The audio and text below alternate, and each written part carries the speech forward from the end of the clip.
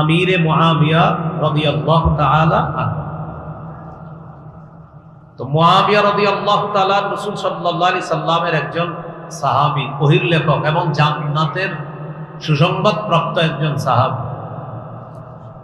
দেখেন, জান্নাতের সুসংবাদ প্রাপ্ত বলতে আমরা বুঝি 10 জন সাহাবী। এটা হলো এক হাদিসে নবী 10 জনের কথা বলছে। এছাড়াও ভিন্ন ভিন্ন হাদিসে নবী অসংখ্য সাহাবীকে জান্নাতি বলছে। এটা কিন্তু মনে রাখতে হবে, মানে 10 জন, এটা হলো এক হাদিসে 10 জনের কথা বলছে।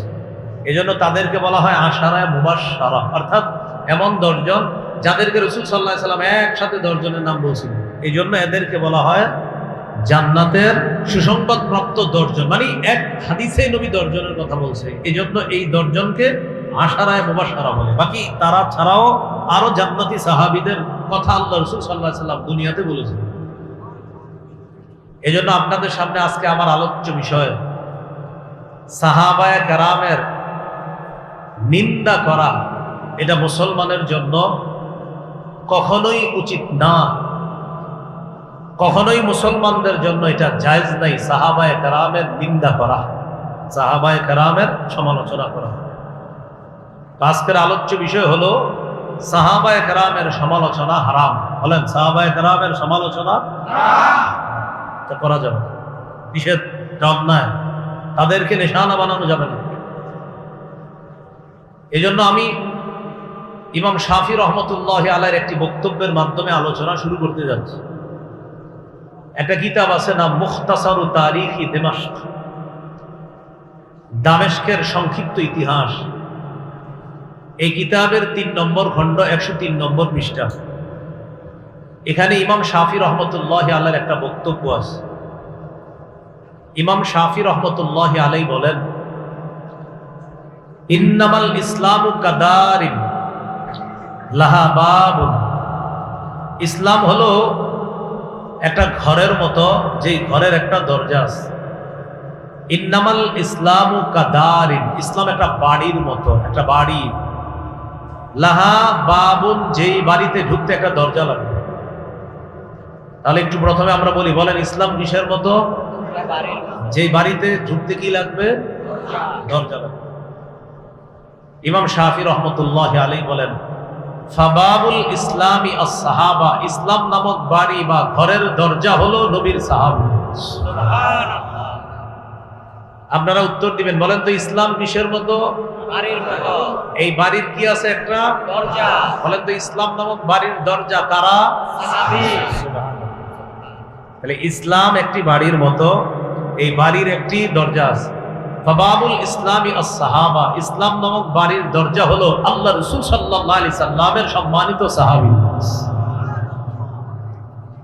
ইমাম শাফি রহমতুল্লাহি আলাইহি বলেন, ফামান আযাস সাহাবা, যারা সাহাবায়ে কেরামকে কষ্ট দেয়, ইন্নামা আরাদাল ইসলাম কামান নাক্কারাল বাবা ইউরিদু দুখুলাদ দার, যারা সাহাবীদেরকে কষ্ট দেয়, সাহাবীদেরকে কষ্ট দেওয়া মানে ইসলাম নামক বাড়ির দরজাকে কষ্ট দেওয়া। বলেন তো ইসলাম নামক বাড়ির দরজা কারা? সাহাবীরা। তো ইমাম শাফি বলেন, যারা সাহাবীদেরকে কষ্ট দেয় তারা ওই ব্যক্তির মতো কামান নাক্কারাল বাব, যারা দরজা ছিদ্র করে ইউরিদু দুখুলাদ দার, ঘরে ঢুকতে চায়। সাহাবায়ে কেরামকে কষ্ট দেওয়া মানে ইসলাম নামক ঘরের দরজাকে ছিদ্র করা। তো ঘরের দরজা ছিদ্র করা এটা কি ভালো কাজ না খারাপ কাজ? এই তো বুঝে আসছে। তাহলে পুরোটা বুঝে থাকলে বলেন ইসলাম কিসের মতো? বাড়ির মতো।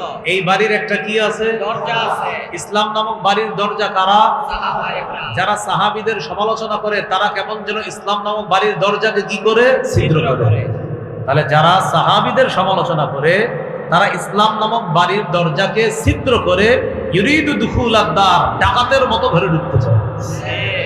আল্লাহ আমাদের সকলকে সাহাবী সমালোচনা করা, শোনা, বলা থেকে হেফাজত করেন, আমিন। এবার মূল আলোচনা শুরু করি।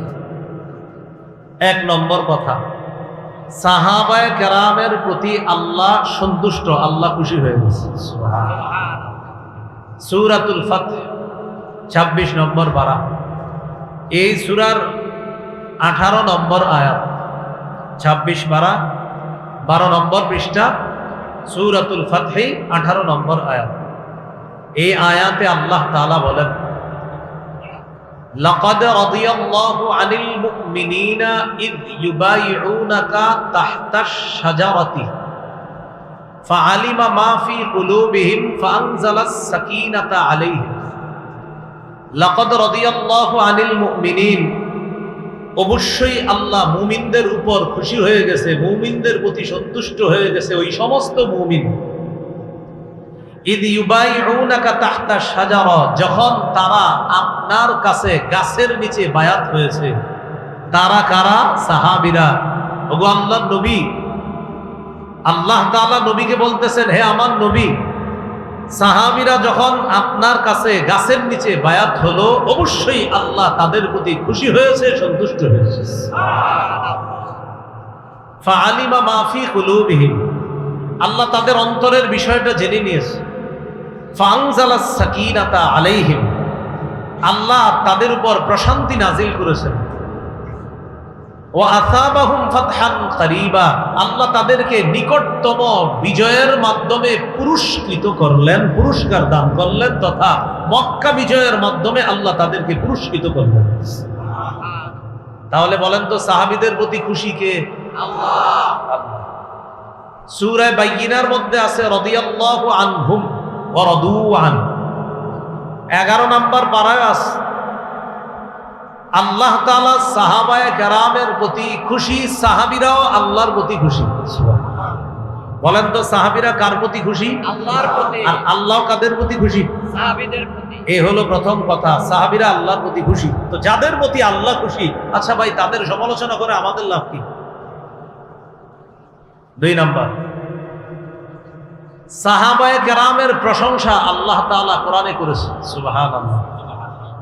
সূরাতুল ফাতহ 29 নম্বর আয়াত, 26 নম্বর পারা, 14 নম্বর পৃষ্ঠা, সূরাতুল ফাতহ 29 নম্বর আয়াতে আল্লাহ বলেন, মুহাম্মাদুর রাসূলুল্লাহ, মুহাম্মদ সাল্লাল্লাহু আলাইহি ওয়াসাল্লাম আল্লাহর রাসূল, ওয়াল্লাযীনা মাআহু, মুহাম্মদ সাল্লাল্লাহু আলাইহি সাল্লামের সাথে যারা আছে সাহাবায়ে কেরাম, আশিদ্দাউ আলাল কুফার, তারা কাফেরদের প্রতি কঠোর, রুহামাউ বাইনাহুম, তারা আপোষের প্রতি সদয়, আপোষের প্রতি বড় মায়া রাখে, দয়া রাখে, সদয়, কিন্তু কাফেরদের প্রতি তারা কঠোর।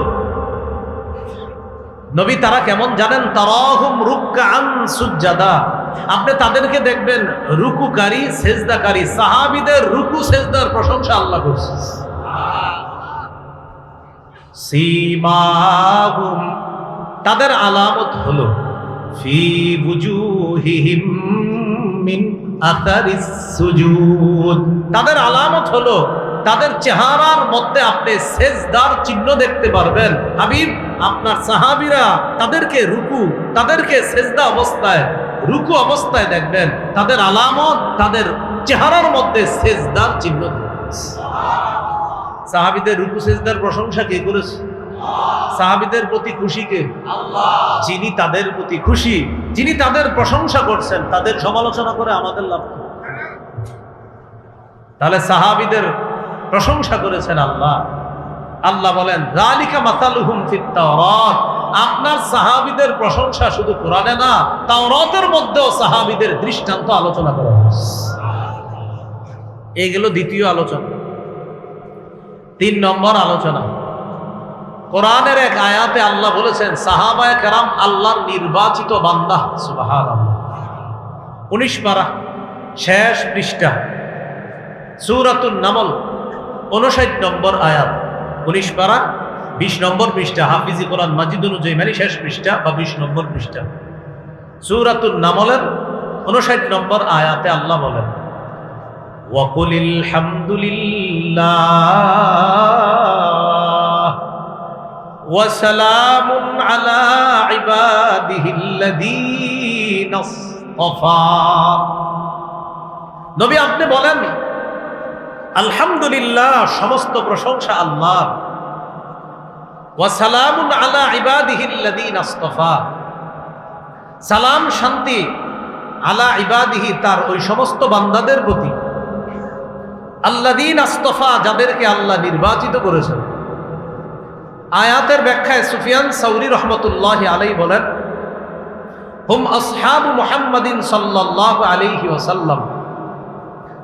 আয়াতে আল্লাহ যাদেরকে নির্বাচিত বান্দা বলেছেন তারা হলো রাসূল সাল্লাল্লাহু আলাইহি সাল্লামের সাহাবীগণ।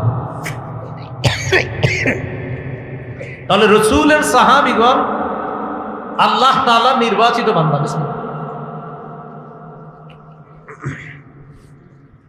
এইগুলো ৩ নাম্বার কথা। আল্লাহ তাআলা নির্বাচিত বান্দা রাসূলুল্লাহ সাল্লাল্লাহু আলাইহি সাল্লামের সাহাবীগণ। তো ৩টি কথা। সাহাবীদের প্রতি খুশি কে? সাহাবীদের রুকু সিজদার প্রশংসা করেছেন কে? ৩। সাহাবীরা কার নির্বাচিত বান্দা? ৪ নাম্বার, এই উম্মতের মধ্যে শ্রেষ্ঠ উম্মত সাহাবায়ে কেরাম। সারা পৃথিবীর মধ্যে শ্রেষ্ঠ উম্মত আমরা, বলেন আলহামদুলিল্লাহ। আমাদের মধ্যে শ্রেষ্ঠ সাহাবীগণ, সুবহানাল্লাহ। সারা পৃথিবীর উম্মতের মধ্যে শ্রেষ্ঠ উম্মত মুহাম্মদ সাল্লাল্লাহু আলাইহি সাল্লামের উম্মত, আর মুহাম্মদ সাল্লাল্লাহু আলাইহি সাল্লামের উম্মতের মধ্যে শ্রেষ্ঠ যারা হলো সাহাবায়ে কেরাম।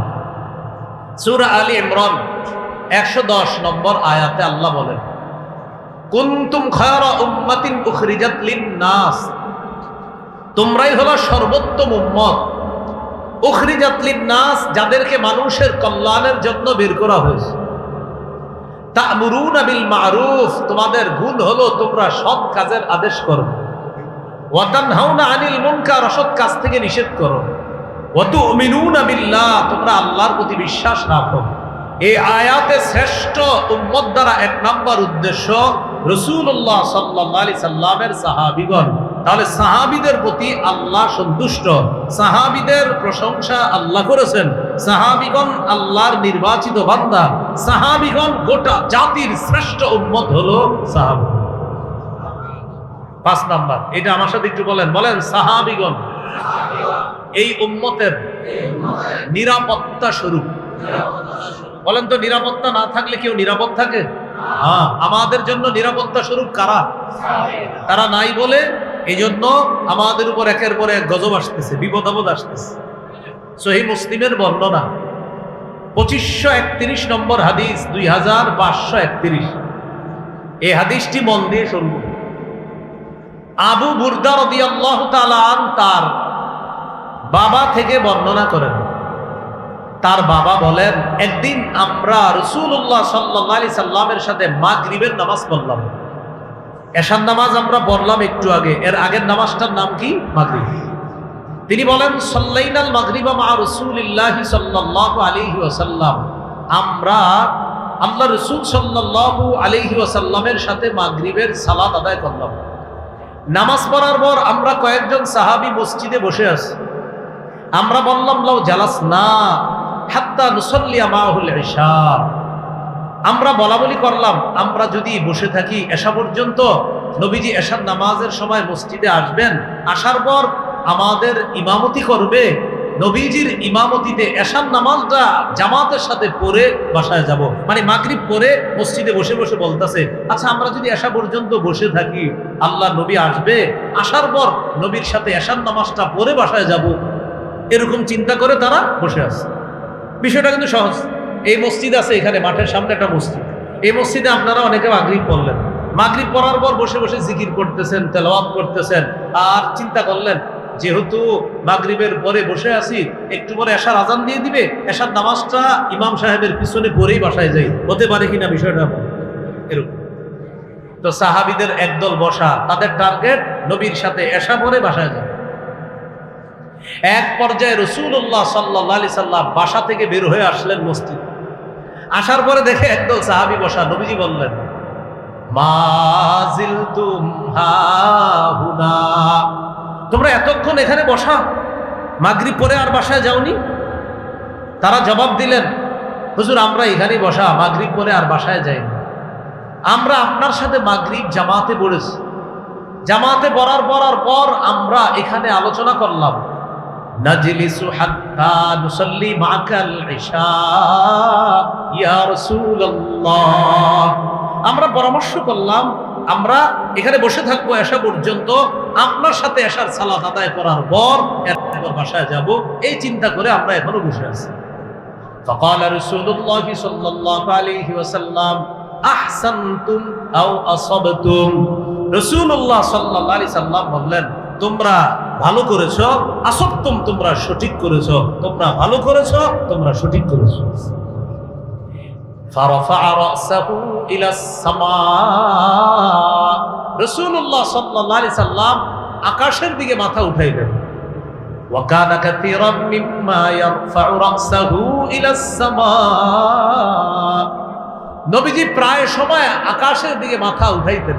বুঝেন কথাটা? সাহাবীরা বসা, নবীর সাথে এশা পরে বাসায় যাবে। নবীজি আসলেন, আসার পর যখন শুনলেন তারা নবীর সাথে এশা পরে বাসায় যাবে, তো নবীজি বললেন, ভালো কাজ করছো। এটা বলার পর নবীজি আকাশের দিকে তাকাইলেন। হাদিসে আছে নবীজি প্রায় সময় আকাশের দিকে তাকাইতেন। ওয়াকানা কাসীরাম মিম্মা ইয়ারফাউ রাসাহু ইলা সামা।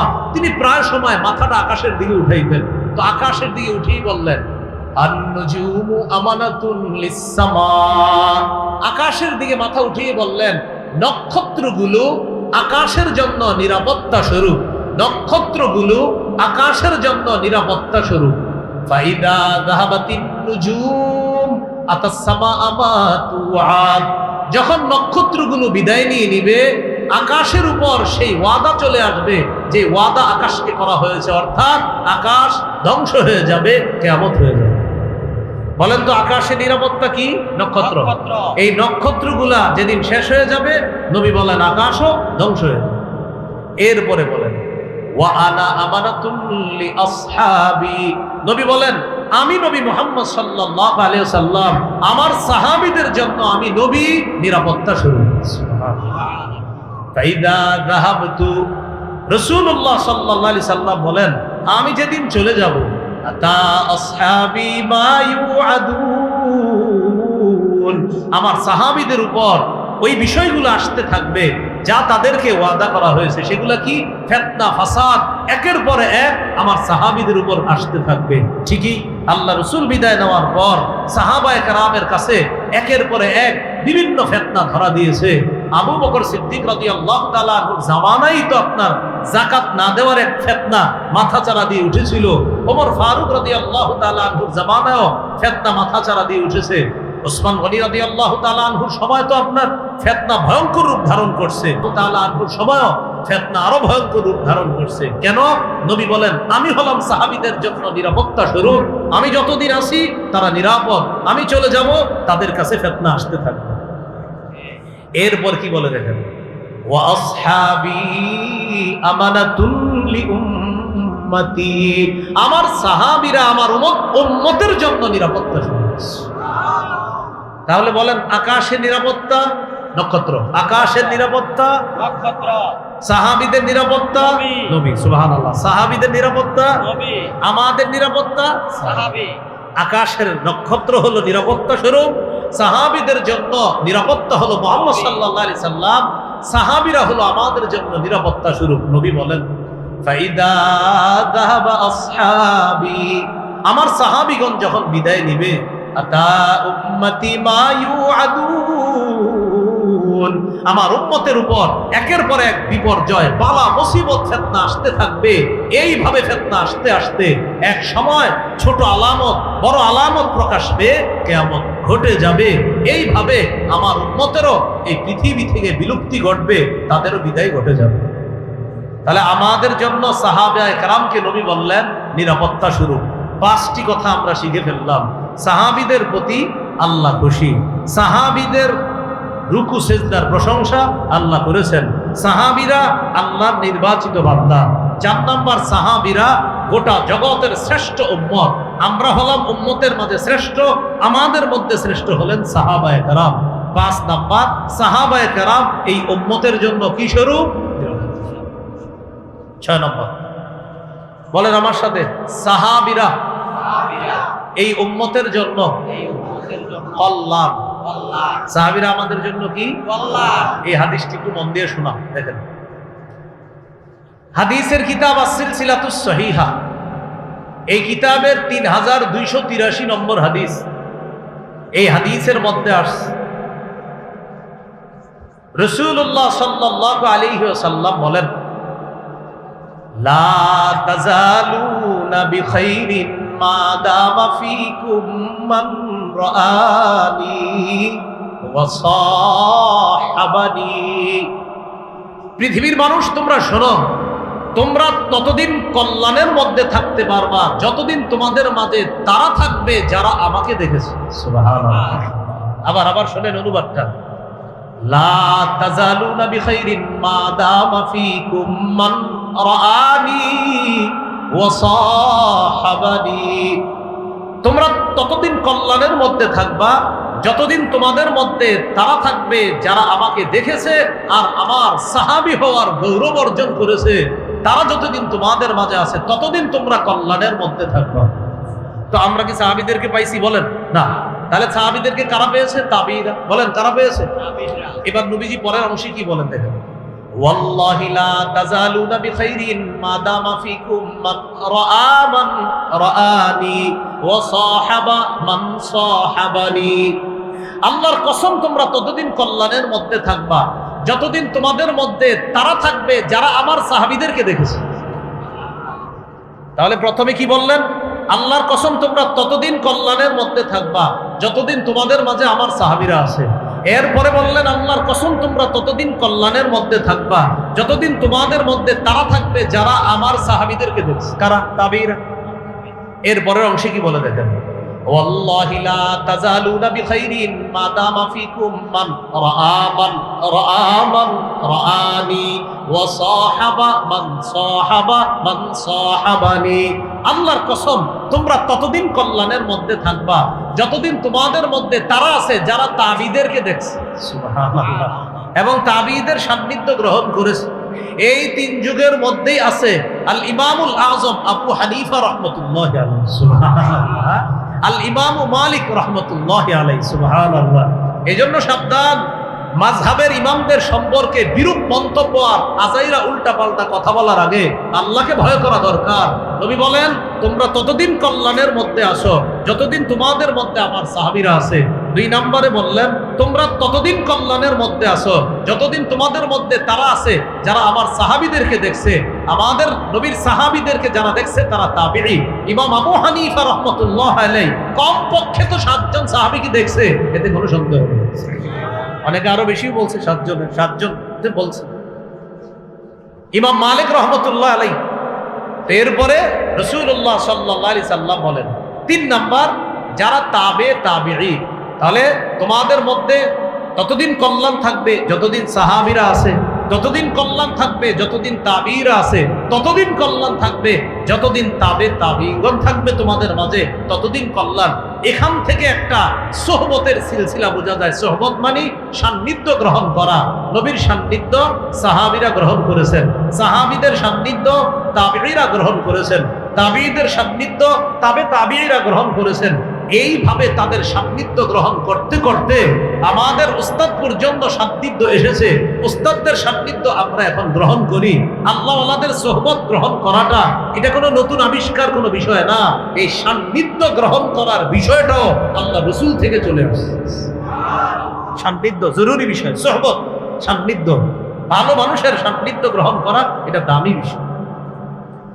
যাই হোক, 6 নম্বর আমরা যেটা শিখে ফেললাম, সাহাবীরা এই উম্মতের জন্য কল্যাণ, তাবিঈরা পরবর্তীদের জন্য কল্যাণ, তাবিঈরা পরবর্তীদের জন্য কল্যাণ। 3 যুগের কথা বলেছে। নাকি হাদিস থেকে বোঝা যায় এইভাবে সুহবত বা সান্নিধ্যের একটা ধারাবাহিকতা চলতে থাকবে।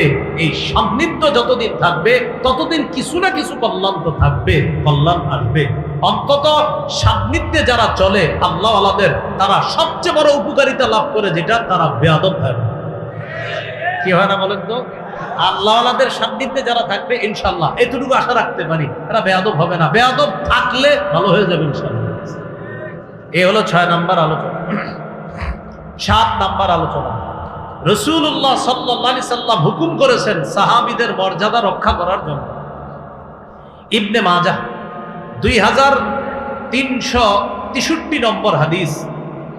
এই হাদিসের বর্ণনাকারী জাবের ইবনু সামরা রাদিয়াল্লাহু তাআলা তিনি বলেন, ওমর ইবনুল খাত্তাব রাদিয়াল্লাহু তাআলা আমাদের মাঝে দাঁড়াইছে ভাষণ দেওয়ার জন্য। যেই স্থানে দাঁড়িয়েছে স্থানটার নাম জাবিয়া। কি নাম? জাবিয়া নামক একটা স্থানে দাঁড়িয়েছে।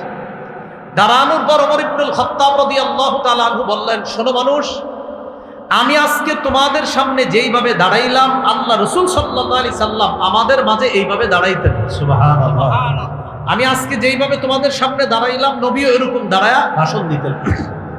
একদিন আল্লাহ রাসূল সাল্লাল্লাহু আলাইহি সাল্লাম, আমি ওমর আজকে যেইভাবে দাঁড়িয়ে আছি, এইভাবে নবী দাঁড়িয়ে ভাষণের মধ্যে বলেছেন, ইহফাজুনি ফি আসহাবি সুম্মা আল্লাযীনা ইয়ালুনাহুম সুম্মা আল্লাযীনা ইয়ালুনাহুম। ইহফাজুনি ফি আসহাবি, আমার সাহাবীদের মাঝে আমাকে তোমরা হেফাজত করো। এর মানে আমার সাহাবীদের মর্যাদা রক্ষা করার মাধ্যমে আমি নবীর মর্যাদা তোমরা রক্ষা করবা। আমার সাহাবীদের মর্যাদা কি? তারা যে আমার সান্নিধ্য গ্রহণ করেছে, এই সান্নিধ্যের মর্যাদা তোমরা রক্ষা করবা। সুম্মা আল্লাযীনা ইয়ালুনাহুম, আমার সাহাবীদের সান্নিধ্য যারা গ্রহণ করেছে তাদের মর্যাদা তোমরা লক্ষ্য করবা। সুম্মা আল্লাযীনা ইয়ালুনাহুম, তাবিঈদের সান্নিধ্য যারা গ্রহণ করেছে তাদের মর্যাদা তোমরা রক্ষা করবা। তাহলে দেখেন তো, সাহাবীদের মর্যাদা রক্ষা করার আদেশ করেছেন রাসূলুল্লাহ সাল্লাল্লাহু আলাইহি সাল্লাম, তাবিঈদের মর্যাদা রক্ষা করার আদেশ করেছেন, তাবিঈদের মর্যাদা রক্ষা করার আদেশ করেছেন। এই জন্য প্রিয় ভাইয়ারা, ভুলেও কোনো ইমামকে আমরা গালি দিব না। সাহাবীদেরকে গালি দেওয়ার তো প্রশ্নই আসে না। সাহাবীদের পরে যারা তাবিঈ, তাবিঈ, বিশেষ করে ইমামে আযম আবু হানিফা রাহমাতুল্লাহি আলাইহি, ইমাম মালিক রাহমাতুল্লাহি আলাইহি, ইমাম শাফি রাহমাতুল্লাহি আলাইহি, ইমাম আহমদ ইবনে হাম্বল রাহমাতুল্লাহি আলাইহি, ইমাম বুখারী, ইমাম মুসলিম, ইমাম তিরমিজি, ইমাম নাসাই, ইমাম আবু দাউদ, ইমাম ইবনে মাজাহ, যারা আছে এই সমস্ত বড় বড় আল্লাহ ওয়ালা, বড় বড় উলামায়ে কেরাম, আলেম যারা, তাদের গালি দেওয়ার কল্পনাও মাথায় আনবো না। যারা গালি দিবে সামনাসামনি এটার প্রতিবাদ করার চেষ্টা করবে। সাহাবীদের গালি তো প্রশ্নই আসে না। পরবর্তী যারা, তাদেরকেও আমরা সাবধান, তাদের মর্যাদাও রক্ষা করব। সাহাবীদের মর্যাদাও রক্ষা করব, তাবিঈদের মর্যাদা রক্ষা করব, তাবিঈদের মর্যাদাও আমরা রক্ষা করব ইনশাআল্লাহ। এগুলো 7 নাম্বার কথা। 8 নাম্বার কথা, বলেন আমার সাথে, সাহাবায়ে কেরামকে গালি দেওয়া হারাম। সাহাবীদেরকে গালি দেওয়া কি? এই ব্যাপারে কয়েকটা দৃষ্টান্ত দিই, শোনেন মন দিয়ে। 1 নম্বর দৃষ্টান্ত, হাদিসের একটা কিতাব আছে নাম আল জামিউস সগীর। এই কিতাবের 8715 নম্বর হাদিস। এই হাদিসের মধ্যে আছে রাসূলুল্লাহ সাল্লাল্লাহু আলাইহি সাল্লাম বলেন, মান সাব্বা আসহাবি, যে আমার সাহাবীদেরকে গালি দেয়, আলাইহি লানাতুল্লাহ, তার উপর আল্লাহর অভিশাপ, ওয়াল মালাইকা, ফেরেশতাদের অভিশাপ, ওয়ান নাসি আজমাইন, সমস্ত মানুষের অভিশাপ। তাহলে বলেন তো, সাহাবীদেরকে যারা গালি দেয় তাদের উপর কার অভিশাপ? 2, কাদের অভিশাপ? ফেরেশতা। 3, সমস্ত মানুষের। এটা একটু বলবেন মনে রাখার জন্য। সাহাবীদেরকে যারা গালি দেয় তাদের উপর কার অভিশাপ? এরপরে কার অভিশাপ? 3 নাম্বার কার অভিশাপ? মনে থাকবেন ইনশাআল্লাহ। তাহলে সাহাবীদেরকে গালি দেওয়ার চিন্তা কখনো মাথায় আনবো? তাবিঈদেরকে, তাবিঈদেরকে, হ্যাঁ, তাদের মর্যাদা আমরা রক্ষা করব, তাদেরকে আমরা গালি দিব না। তো সাহাবীদেরকে গালি দেওয়া হারাম, একটা দৃষ্টান্ত পাইলাম। 2 নাম্বার দৃষ্টান্ত, সাহাবীদেরকে গালি দিতে রাসূল সাল্লাল্লাহু আলাইহি সাল্লাম সরাসরি নিষেধ করছে। সহিহ বুখারী 3673 নম্বর হাদিস। এই হাদিসের মধ্যে আছে রাসূলুল্লাহ সাল্লাল্লাহু আলাইহি সাল্লাম বলেন, লা তাসুব্বু আসহাবি, মানুষ সাবধান, আমার সাহাবীদেরকে গালি দিও না। দেখেন তো কত গুরুত্বপূর্ণ কথা, নবী কেমনে বলতেছে, লা তাসুব্বু আসহাবি, আমার সাহাবীদেরকে গালি দিও না তুমি।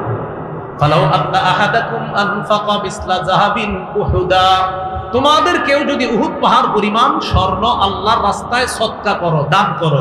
আমাদের এই জায়গার কেউ উহুদ পরিমাণ স্বর্ণ আল্লাহর রাস্তায় দান করছে, মনে করেন করে ফেলছে।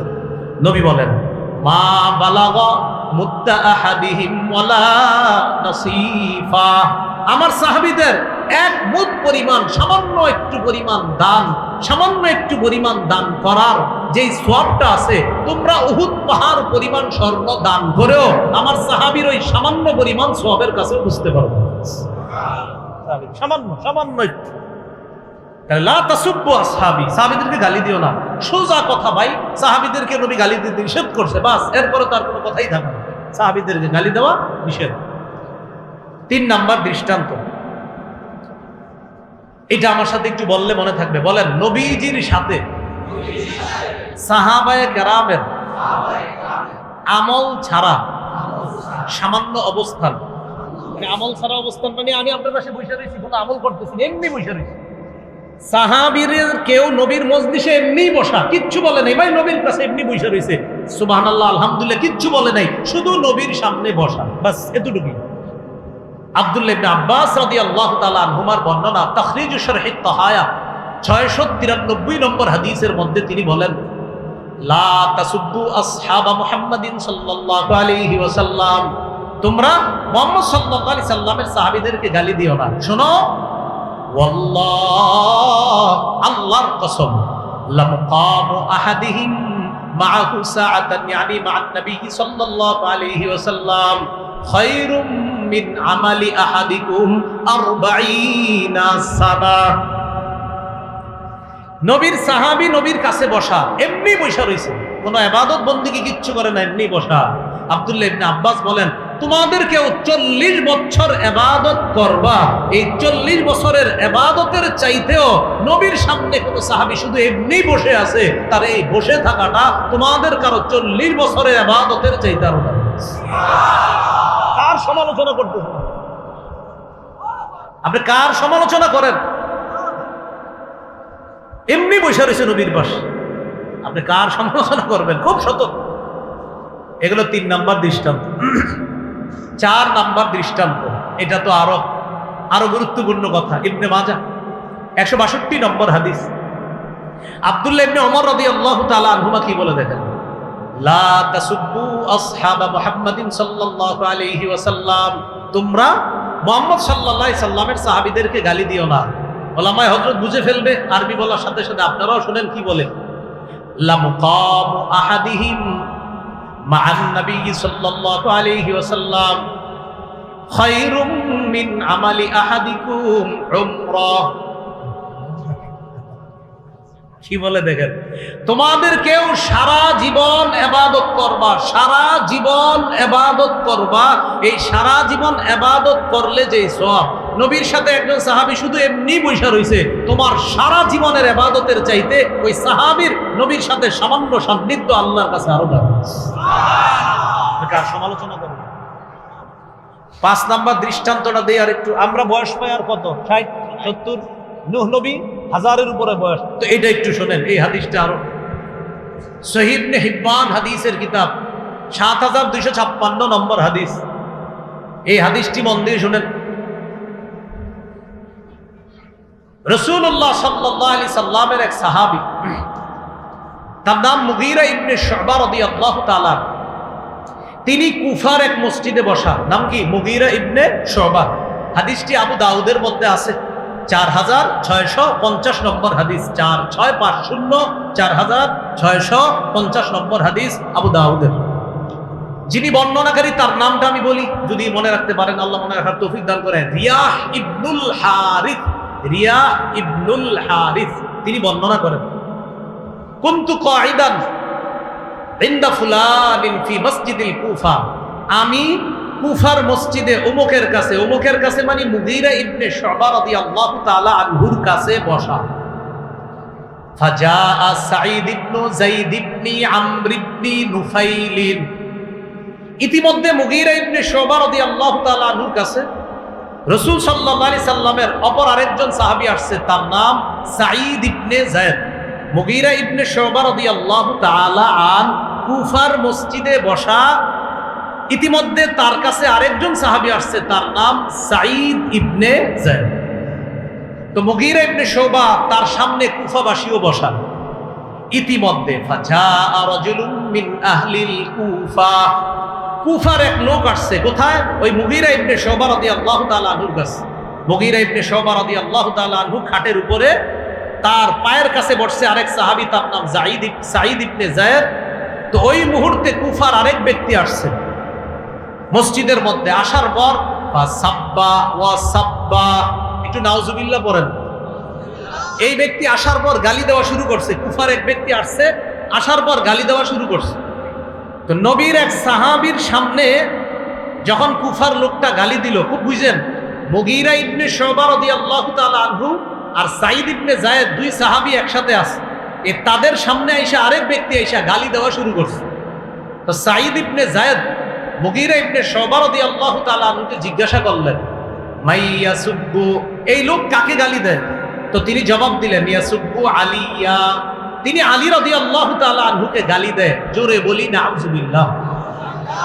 কুফার লোকটা কাকে গালি দেয় ভাই? আলী রাদিয়াল্লাহু তাআলা। তো এই কথা শোনার পর সাঈদ ইবনে যায়েদ বললেন, আলা আরা আসহাব রাসূলিল্লাহি সাল্লাল্লাহু আলাইহি ওয়াসাল্লাম ইউসাব্বুনা ইনদাকা আফালা তুনকিরু ওয়ালা তুগাইয়ির। আপনার সামনে নবীর সাহাবীকে গালি দেয়, আপনি কিছু বলেন না কেন? এক সাহাবী আরেক সাহাবীকে বলতেছে, আপনার সামনে নবীর সাহাবী হযরত আলীকে গালি দেওয়া হচ্ছে, আপনি কিছু বলেন না? এই কথা বলার পর সাঈদ ইবনে যায়েদ বলেন, আমি আল্লাহ রাসূলকে বলতে শুনেছি, আবু বকরিন ফিল জান্নাহ ওয়া উমারু ফিল জান্নাহ ওয়া উসমানু ফিল জান্নাহ ওয়া আলীউন ফিল জান্নাহ। সুবহানাল্লাহ। 10 জন সাহাবীর নাম বলে ফেলছে। নবীজি বলছেন আবু বকর জান্নাতি, ওমর জান্নাতে, উসমান জান্নাতে, আলী জান্নাতে। আর এই লোক হযরত আলীকে গালি দিতেছে, নাউযুবিল্লাহ। নবীর সাহাবীকে কিভাবে গালি দেয়? এবার সর্বশেষ কি বলে দেখেন, শুনেন। লামাশহাদু রাজুলিন মিনহুম মা'আন নবী সাল্লাল্লাহু আলাইহি ওয়াসাল্লাম ইয়াগবারু ওয়াজহুহু। এই হাদিসটি বুঝতে হবে, এই অংশটা সবাই একটু আমার দিকে তাকান, এই অংশটা বুঝতে হবে। নবীর সাহাবী নবীর সামনে আছে, নবী রাগ করছে সাহাবীর উপর। তাহলে বলেন তো সাহাবীর উপস্থিতিটা এটা কি অবস্থায়? রাগ অবস্থায়। বলেন কি অবস্থায়? সাঈদ ইবনে যায়েদ বলেন, নবীর কোন একজন সাহাবী নবীর কাছে উপস্থিত হয়েছে এমন অবস্থায় যে ইয়াকবারু ওয়াজহুহু, নবী রাগান্বিত অবস্থায় আছে। তো তিনি বলেন, নবী রাগের অবস্থায় তার কোন সাহাবী নবীর সামনে উপস্থিত থাইকা যেই ফজিলত অর্জন করে, সাহাবী নবীর সামনে উপস্থিত এমন অবস্থায় যে নবী রেগে আছে, রেগে থাকা অবস্থায়ও নবীর কোন সাহাবী নবীর সামনে উপস্থিত থাকা খায়রুম মিন আমালি আহাদিকুম উমরা ওয়ালাউ উম্মিরা উমারা নূহ। তোমাদের কেউ যদি নূহ নবীর হায়াত পাও, এই নূহ নবীর হায়াত পেয়ে যদি এই পরিমাণ আমল করো, নবীর কোন সাহাবী নবীর সামনে রাগান্বিত অবস্থায় যদি নবীর সামনে থাকে, তবু ওই উপস্থিতির যেই মর্যাদা, তোমাদের কেউ নূহ নবীর হায়াত পেয়েও যদি আমল করো, এই আমল করেও নবীর এক সাহাবীর শুধু উপস্থিতির সমপর্যায়ে যেতে পারবে।